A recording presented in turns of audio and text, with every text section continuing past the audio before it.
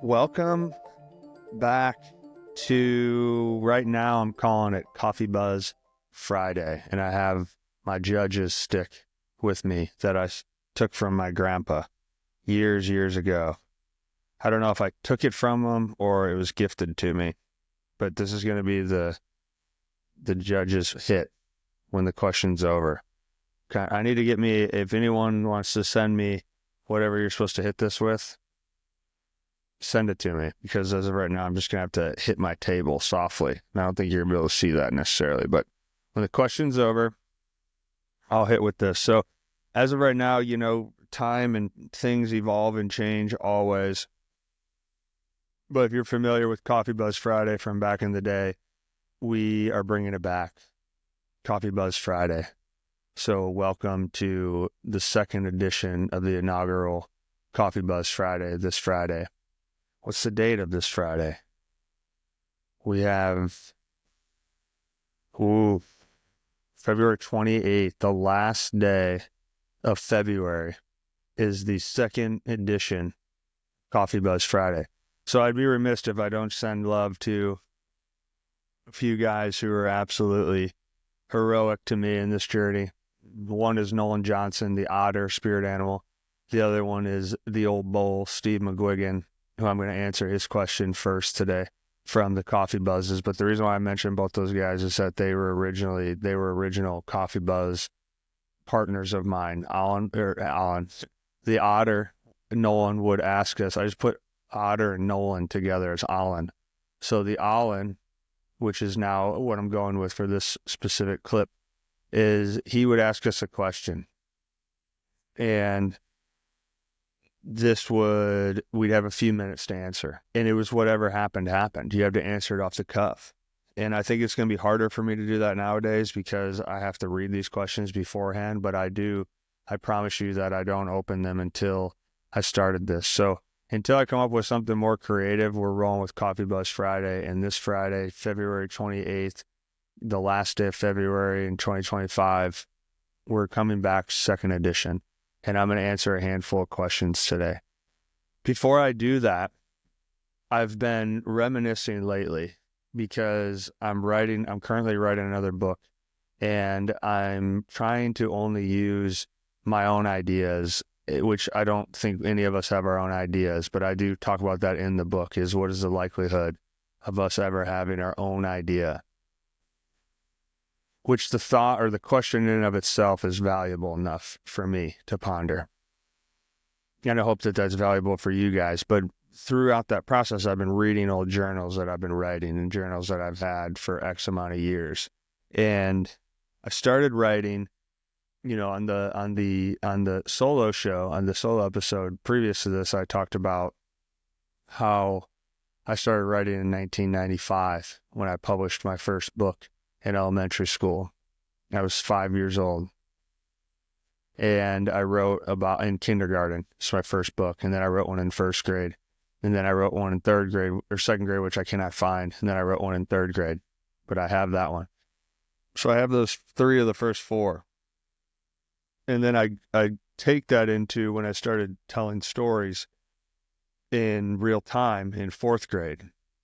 So you can kind of see this process happening. In kindergarten, I write this book. In first grade, second grade, in third grade, I write books. And then in fourth grade, I start to tell stories. And I start to form beginning and ends and plots and characters. And I start to learn my voice. So that took somewhat of a back seat in terms of creative thinking and artistic movement. I think if I can think through how my teenage years went when I got into middle school, in high school, because sport really started to take over for me. I became really gifted in sports. And so storytelling and writing became a backseat thing. And I wasn't as understanding of art as I feel now for the expression of our soul as I do as an adult that I did in my teenage years. And that is largely what I've come to understand of how art becomes harder as we mature, because I think that individually when we're all children, and there's science, and I've talked about this in the past. There is literature and research basing off of the geniusy that happens in our early age, our childhood ages, and how that essentially starts to diminish once we begin school, kindergarten for that instance, because we start to be inundated with a curriculum and we are under the material structure of conformity, which is a natural state of human behavior. We conform and we become fixated. We get fixed off in our minds. We become closed-minded. And that happens because it's easier to rinse and repeat material. That happens a lot in the education process. And so I think that when I've kind of come out of sports over the last 10 years, I've had to rewire the inner child in me and become more and more confident with that first book that I wrote in 1995. So because of that, I've been bringing out all of my journals over the last couple of years and reading through them. And this one that I have today for you guys, this is a cool one. It was, oh, don't fall, microphone. Just knocked my microphone over. Genuine leather made in Italy. I think that's because I was getting this. Yeah, my wife now, who was my girlfriend at the time, she wrote me, "To my brilliant man for your brilliant thoughts. XOC." Her name's Chelsea. She wrote me, she gave me this journal in 2019 before I went to Amsterdam. And I think she had just gotten back from Italy. So that makes a ton of sense. But so I wrote this journal in the fall of 2019. Usually the journals run about, hard estimate, we'll say 6 months. Maybe a little bit longer based on how big they are. But if you're doing it daily, if you're writing a journal daily, it should take you about 6 months to fill out every page. That's an estimate. Maybe some are a year long, but cool because they become checkpoints in your life. And I wrote this one during COVID. And I've been reading it all day today. And it's been so fascinating for me to read through. It definitely seems a lot deeper than the last couple years that I've been writing. And I would imagine, obviously, because that was during COVID, I was in a really weird place during COVID. I left all my side hustles. I went all in on the company I used to run called the Mindshine Project. And that company was actually in debt the day that COVID began. And that was the day, ironically, the day that I left all my side jobs to go full time into trying to save that company, which we ended up saving it, which was cool, was the first day of COVID. Wild experience. I've told people that I was so scared when the pandemic hit and I was in a position of debt with investors' money, and I was so afraid I was going to lose all their money and not have a job or any money. There was a pandemic going on, and I was so scared that I didn't have time to be scared. It was almost, and so as I'm reading through this journal, it's fascinating what my brain was coming up with. And I think as time has gone through, especially my last book, I'm reading this that I wrote, 5-6 years ago, 5.5 years ago. And it just came out in this last year's book. But listen to this one. So this was March 15th, 2020, Sunday morning, a wild week as the world was rocked with a virus. It has placed a feeling of fear over the world, and we are being placed into the concept of social distance for others to slow the spread of the virus. It is times like these that make you think and reflect. As always, this will pass, and we will thrive as a race. I will personally have to answer the bell here and use all of my experience and knowledge. My expertise must come in place to serve, and I look forward to enhancing the human experience. So obviously I was feeling somewhat optimistic. But this is 9 days later, March 22nd, 2020. I thought this was so cool. I was just reading this right beforehand, so I figured I'd read it to start the second edition of Coffee Buzz Friday, and then I'd get into questions. So March 22nd, 2020, disruption is the destruction of imagination. Art is the highest form of human expression. To be uninterrupted is to be creative. Flow is a byproduct of stillness. We have unlimited exposure to experience. Life itself is an experience, and this inevitably becomes the soul of the human.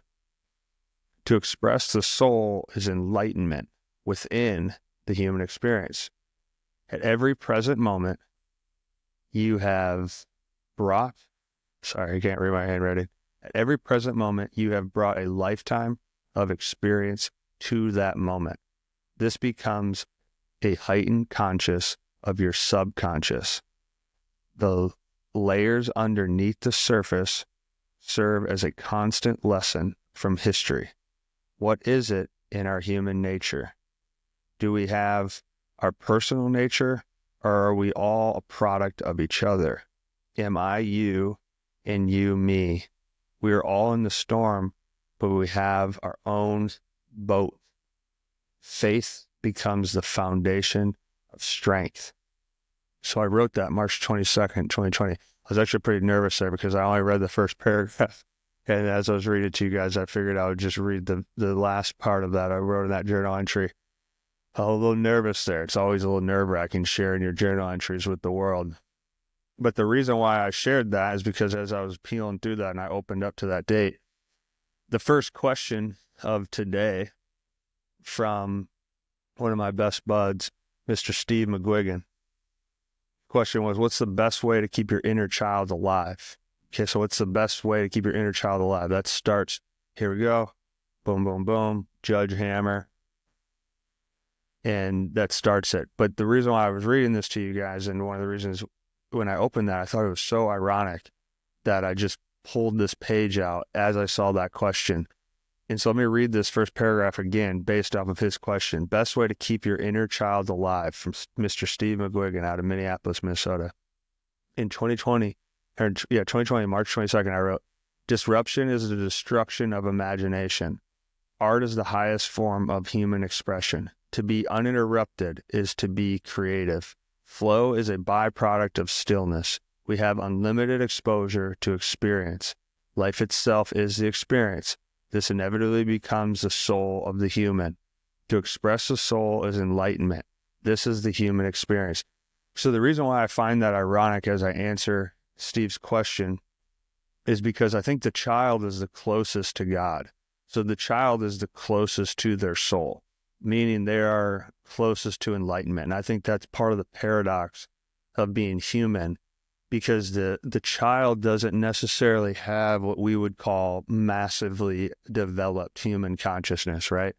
And even when we think about the conscious development of a prefrontal cortex or rational thinking, or what literature tells us about how we think, how emotions are created and imprinted into our psyche, how our subconscious gets formed, the amount of days that we have on the planet, and what that becomes as a database to ourselves. The child doesn't have that because they're so fresh and so new, and they're in this development phase.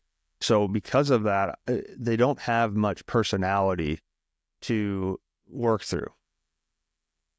They're not as habitual as a full-blown adult. And I think that that's why when we see a child, we become present and we can't help but observe the child. Because when we just study a child, I'm talking like ages 0 to, we'll call 4 here, we'll max out at 4. I think that they're the closest to enlightenment. And I think that's the paradox of the experience, is that we start in that position. We start out of nothing and become something, which is metaphysical. And I think that we are connected to the soul, but then we mature and we go through the fabric of society, and we basically start to put on the characters that we find acceptable in the structure of our society. So before we become a character or gain a personality, I think that we're in our closest state of enlightenment. And then I say disruption is the destruction of imagination. So I don't know why I was writing disruption then, but destruction of the imagination now, if I take what I just said, based off of the question, I think the disruption of imagination actually begins when we start to learn things like language. and we start to be taught a curriculum such as education. And I'm not going to say that that's bad, because if we were 100% imagination, what would we make? What would we do? How would we play together? How would we cooperate? How would we build successful, sustainable systems? We still have to survive. But disruption definitely destructs your imagination. If you get disrupted when you're in flow or meditating, or you're alone in the morning with your thoughts, and you get disrupted by a stimulus, a text, somebody needs you, the news, Twitter update, anything like that is going to disrupt imagination, because as you get older, you now have to take on reality in real time. You have to become conscious. You can't get into this state of bliss. You can't exist in imagination. So I think you lose that. Now, as I said, art is the highest form of the human expression. So to be uninterrupted is to be creative. And I think that's what makes the child so gifted, is that they're uninterrupted. They haven't been influenced or had failures or doubts or things that have disrupted, their creative flow. They are stillness because of their presence. They truly exist in the present moment. And that is wild about watching an infant, 0 to 1. It's almost like a dog. It cries for communication. It sleeps and eats, poops, sleeps and eats, and then it kind of gets a little bit, learns shapes and how to proprioception, how to move in space, starts to recognize sounds and faces, but it still stays as a byproduct of stillness. And so I think that that's really ironic to what Steve was asking. I think the question directly is, what's the best way to keep your inner child alive? I think it's in the design of stillness in your life as an adult. So you have to recognize and realize that you are the byproduct of your environment. If you live in a chaotic environment, it's hard to gather stillness.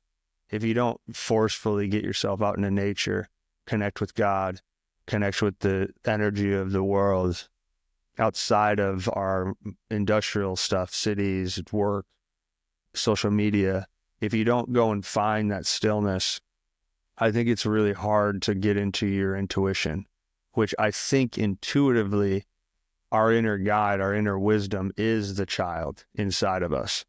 I think that we just start to shut it off and stop listening to it as we age, because we gather and pick up responsibility. And it also feels childish to connect with your inner child. And those are all surface level thoughts. I think that if you go beyond the surface and you go into the depths, that's how you move beyond your material character. You move beyond your personality. You move beyond your story, your narration, because you realize the child doesn't have a narrative. The child is imaginative. And we as adults carry such a narrative of what we think has happened to us that we don't, because interpretation of our own story, how accurate is it? We just become so patterned in sharing the same story regularly that we struggle to know between what's factual and what's not, and even in our own storyline. And so I think that being able to find yourself in stillness and connect with the presence, which is just a state of awareness. The easiest way to do this is obviously breathing. And I think that you can peel back into the feeling. I'm not going to say exact moments or memories. I think you're trying too hard when you do that. I think the feeling of who you were as a kid, as a child, before the world got its hands on you and started to tell you what this was. And I think when you connect with that feeling, it's simple things. For me, I remember distinctly trying to dig a hole in my backyard to China. And clearly I can't get to China by digging a hole with a shovel. And I remember I got to such hard parts of the earth that I just stopped digging eventually and moved on. But if you think about human imagination, we did find out how to go to China, and we can get on a plane and fly to China today. And we can do that whenever we want. We have access to travel the globe. And so imagination had to have done that. Does that get sparked by the childlike tendency of human consciousness that at one point just curiously tried to dig their way to the other side of the earth?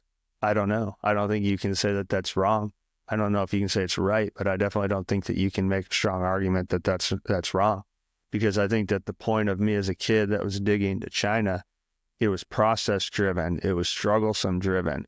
And obviously kids just find the next flashy thing. But in one aspect, someone who developed the plane, the Wright brothers, what if they were doing that and it stuck with them for so long that they got older and they had to use imagination to get, if I'm not going to dig from underneath the earth, maybe I got to fly over top of it. And does that childlike intuition live on into the creative genius of the adult, which literature would tell us about 2% of the adult population is genius, whereas 98% of the child population is genius. And so I don't think we, obviously off of those numbers, 98% of the world doesn't have access to their inner child and only 2% do. And that's the creative flow. That's the creative, uninterrupted genius of the individual.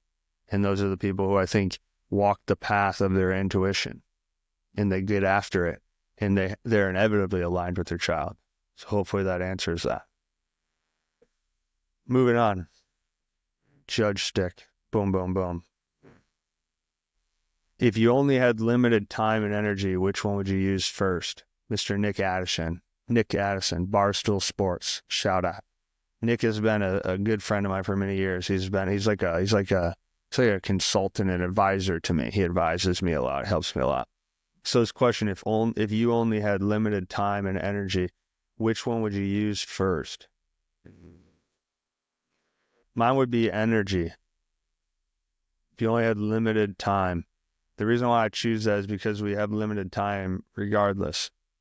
I don't know how much time I have. In fact, Andrew Carnegie, I believe he said this, is that the killer of dreams is indecision. I know he didn't say that, but he said something like that.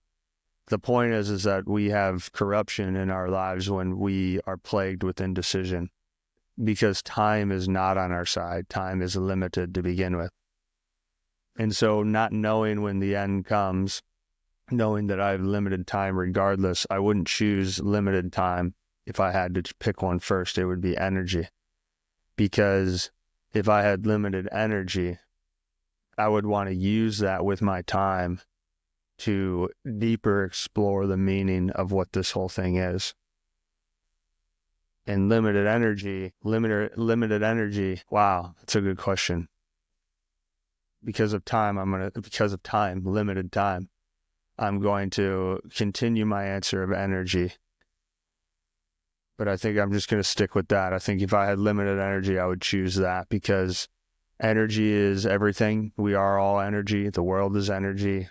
We make things up by energy. We need recovery because of energy. We are literally a walking organism of energy intertwined with an energetic globe. And limited energy, I think it would be needed to explore what this is within time. I don't love that answer, but that's my answer. Judge stick. Boom, boom, boom. Boom, boom, boom, boom. What is manifestation? Austin Hanson, absolute legend. Guy's a legend.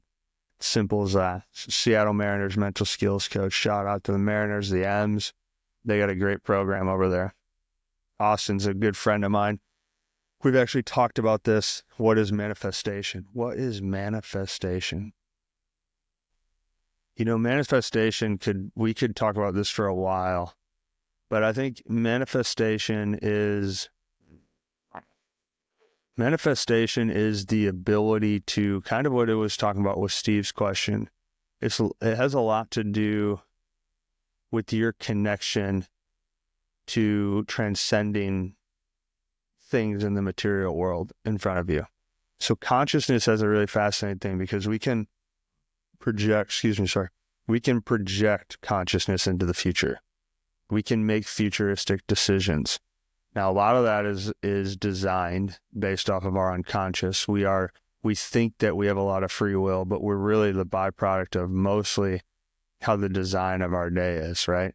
So for instance, like you make decisions based off of your hunger level. That's physiological. That's physiology first.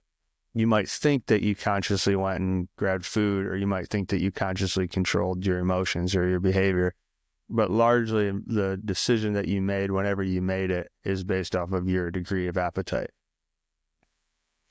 So I'm not going to use that as far as how we manifest things and behaviors. I'm going to use it as I have the ability to transcend the character that I am currently and burn off the unworthiness of me by manifesting the future. And it becomes a game of physics, because when we comprehend that we are, like I said on the last one, when we comprehend that we are all energy, well, now it becomes about aligning the energy in which you intend to manifest. And that happens by creating a futuristic shape of who you are transcending in the state of becoming, who you are becoming. And that becomes an unraveling process of your soul, essentially. And so when we use consciousness and we project things down the line and we say, in 2 years, I want to be here. Next month, I need to be here. I want to have these goals, whatever. What happens is that the computer of the brain starts to formulate all these data points, and it goes into our history. It goes into our knowledge, our level of understanding, the wisdom that we've acquired. It basically accumulates all this, mathematical equation, we'll call it.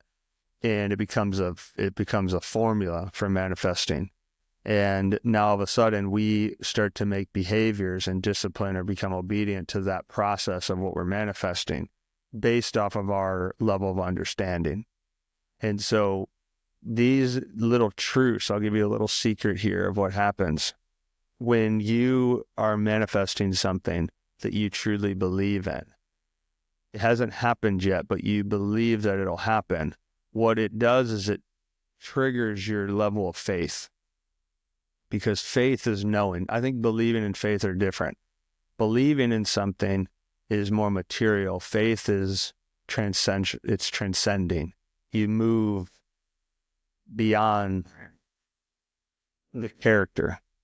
You exist in an unknown. It goes back to metaphysical.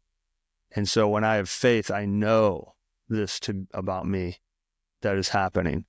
So if I'm manifesting something that I want in my life, let's call it behaviorally, I want to manifest this existence. Faith will tell me what I need to either continue doing or what I need to kill within my psyche. And I always call that, it's a burning process. And what happens is that our level of belief will show itself by acting on those mathematical formulas that our brain tells us. And it happens back to like Steve's question. It happens through stillness.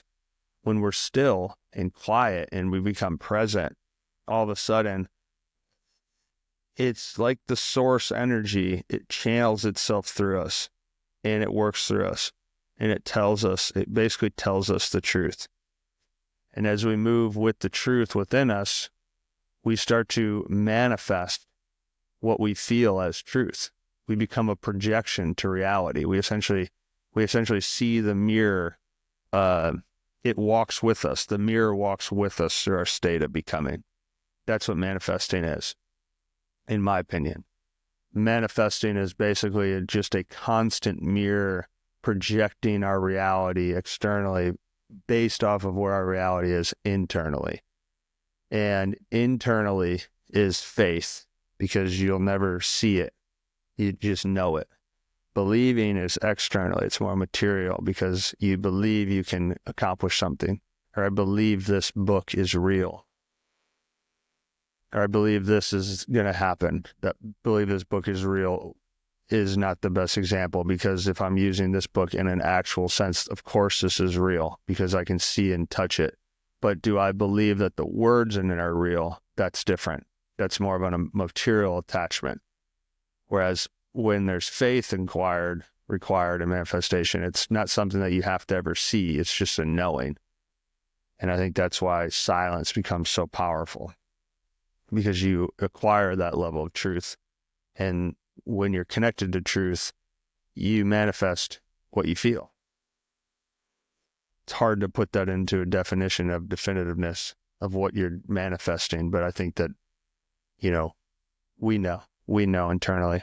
This last question from the big dog Mitch: who is Jesus to you? Oh, sorry. Judge Hammer.